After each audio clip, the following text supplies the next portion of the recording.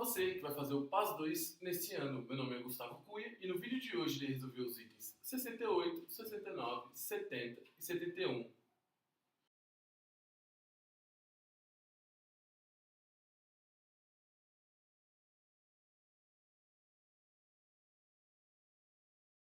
O texto sobre esses itens é um texto que fala sobre a estátua O Pensador de Rodin e fala do processo de corrosão dessa estátua, que é uma estátua de bronze, ou seja, formada por estanho e cobre, é uma liga metálica entre esses dois elementos, e ela vai sendo desgastada, corroída ao longo do tempo pela ação da umidade em conjunto com a chuva ácida. No item 68, ele fala que que não ocorre a interação entre a umidade e a estátua após o processo de restauração, onde você coloca um composto que ele vai evitar, você coloca um composto na superfície que evita o contato com a umidade. E esse composto ele afirma que é um hidrocarboneto. Ou seja, a água, que é H2O, tem uma geometria angular por causa dos pares de elétrons livres do oxigênio que vão repulsar a ligação, formando a geometria angular.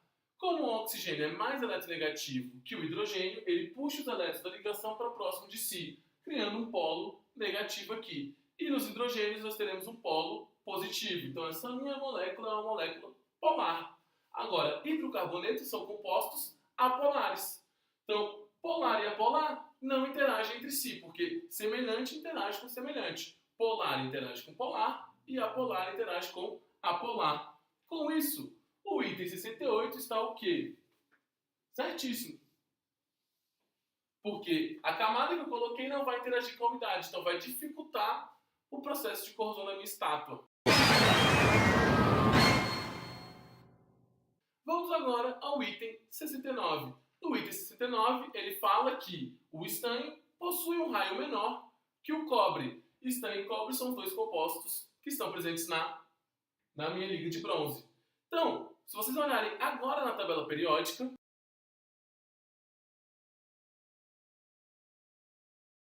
pelo que vocês observaram na tabela periódica, o que deu para observar? O estanho está no quinto período, e o cobre está no quarto período. Ou seja, o estanho tem 5 camadas e o cobre tem 4 camadas. Com isso, quem tem um raio maior? O estanho. E como o item fala que o estanho tem um raio menor que o cobre, o item 69 está o quê? Erradíssimo. Vamos agora ao item 70. No item 70, ele fala da formação da broxantita, que é justamente isso aqui, o CO4, SO4, OH6, e ele fala qual desses 4 compostos, porque é um item do tipo C, ou seja, de múltipla escolha, qual desses 4 compostos eu posso colocar na minha estátua para reagir com a broxantita e diminuir essa cor esverdeada que é proveniente da broxantita. Então reparem que a broxantita possui o quê? OH. Como ela possui OH, segundo a Arrhenius, é uma característica de bases. Então, se eu colocar isso em água, se ele liberar o H-, é uma base. Ou seja, para diminuir a minha camada verde, que é formada por um composto básico, eu vou ter que usar o quê? Para diminuir a broxantita e a cor esverdeada da minha estátua, eu vou ter que reagir a broxantita com o quê? Com ácido. Porque como aqui tem o H, uma característica básica, ácido mais base gera sal mais água. Então, das 4 alternativas, reparem, KU, que é o óxido de cálcio, é um óxido. Como ele é um óxido, reparem que o cálcio não é um metal alcalino terroso, está na segunda coluna da tabela periódica. Como ele é um metal alcalino, repara, alcalino. O que é um alcalino? Alcalino é um composto básico. Então, os metais alcalinos, os óxidos de metais alcalinos e alcalinos terrosos formam o quê? Quando eu reagir com água, eles formam bases. Então, esse aqui é um composto básico. Então, eu não vou reagir base com base, não faz sentido. Letra B, KCl. KCl, cloreto de potássio, é um sal. Então, não faz sentido reagir um sal com a base. Letra C, H2SO4. H2SO4 é o quê? É um ácido. Tem um hidrogênio aqui do lado esquerdo. É um ácido. Então, como é um ácido, para reagir com a broxantita, que tem OH, vai diminuir a coloração esverdeada. Então, o item 70, alternativa correta, letra C. De coito. E observe que a alternativa à letra D, ele coloca o hidróxido de sódio, NaOH, então não faz sentido reagir base com base. Vamos agora ao item 71. No item 71, que é um item do tipo D, ou seja, um item aberto, discursivo, ele pede três informações, três coisas sobre o SO2. A primeira, ele pede a estrutura de Lewis. Segunda, ele pede a geometria molecular do SO2. E por último, ele pergunta qual é o ácido formado quando eu reajo esse óxido com água. Então, para responder o primeiro item, estrutura de Lewis, nós temos que reparar o quê? Se ele está falando de estrutura de Lewis, ele está falando de ligação química.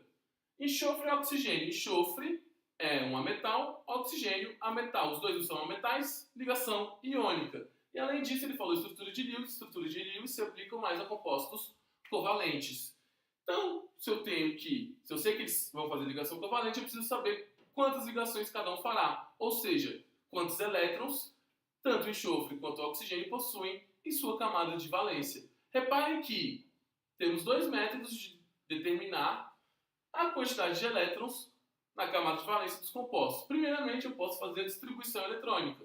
Então, distribuição eletrônica do enxofre, cujo número atômico é 16, 1s2, 2s2, 2p6, 3s2, 3p4, totalizando 16. E do oxigênio, 1s2, 2s2, 2p4. Então, reparem que o enxofre possui três camadas, a terceira camada é a camada de valência dele, e ele possui 2 com mais 4, 6 elétrons. E o oxigênio possui duas camadas, camada de valência é a camada 2, então na camada 2 ele possui o quê? 2 com mais 4, 6 elétrons.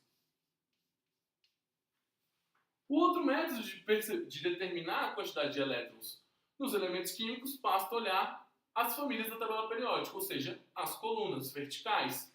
Tanto o enxofre quanto o oxigênio são calcogênios, família 6A ou 16. Ou seja, família 6, ele tem quantos elétrons na camada de valência?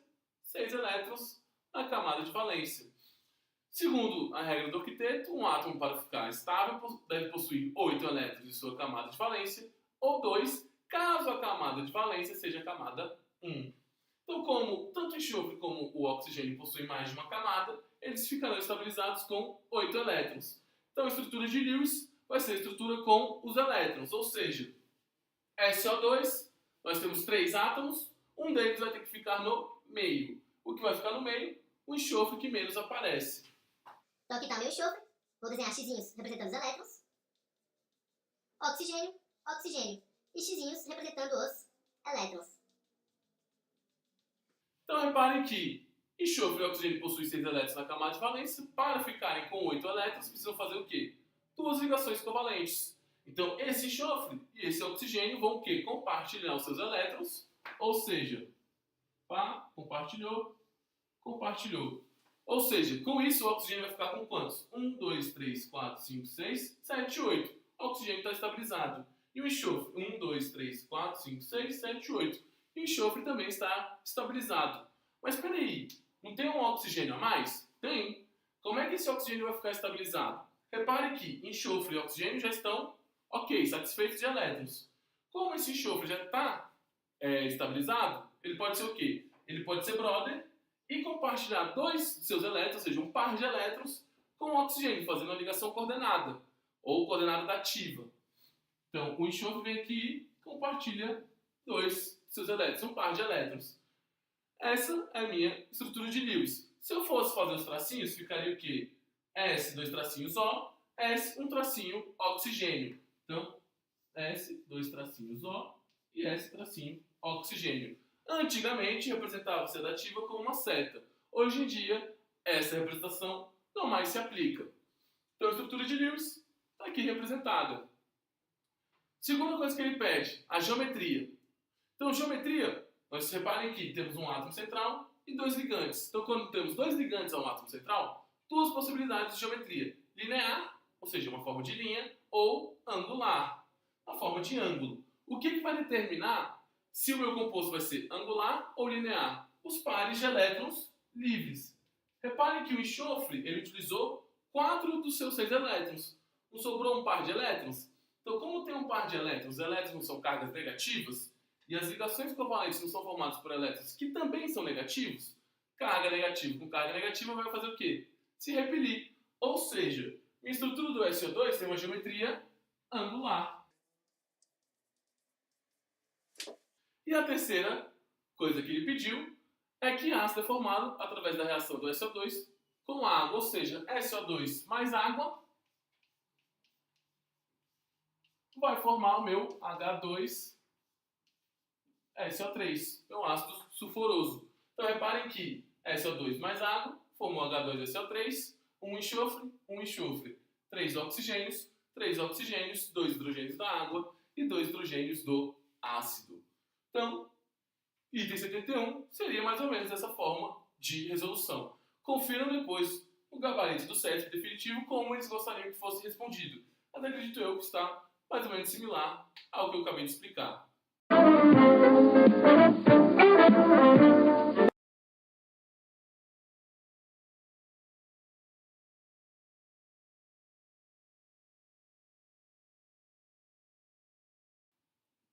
É isso. Muito obrigado por terem assistido o vídeo de hoje, espero que tenham gostado. Tenham uma excelente semana. Não se esqueçam de mandar críticas, sugestões especialmente de questões para resolvermos aqui no nosso canal. Também não se esqueçam de curtir nossa página no Facebook, @Química nos Vestibulares, ou Professor Gustavo Cuia, / Travessão, Química nos Vestibulares. E até a próxima semana.